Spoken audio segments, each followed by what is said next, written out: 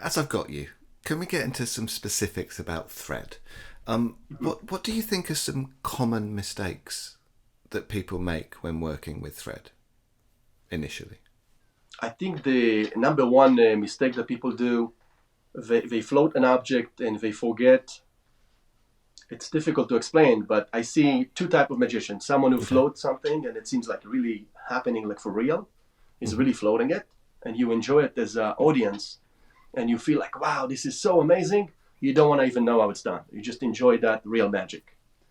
And then I see another type of magicians that doing the same effect with the same handling, with the same tooling, but there is something. There is a thread or there is something, and you feel like, this is a trick.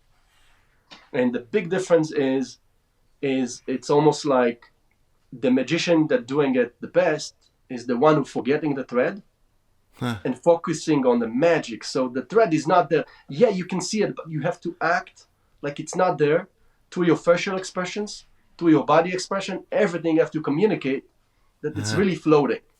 Yeah. And once you signal that, people start to telegraph that kind of back and forth bouncing kind of telecommunication, and then they feel like this is really happening. But if you look this way and that way on the string and you float it and you start to act that way, it just Game doesn't over. look the same. Yeah. So the number one is so to forget the you thread. you believe yourself that it's really happening. To forget the thread completely. I know it's difficult kind of to trick yourself, but you're doing it for a purpose of entertaining. It's not like you saying, oh, look at me, I have a supernatural power and now I can heal you. It's not that. We're doing it for just enjoyment and pleasure, to create a sense of wonder.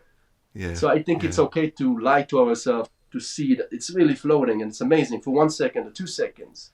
Yeah. And create that special moment,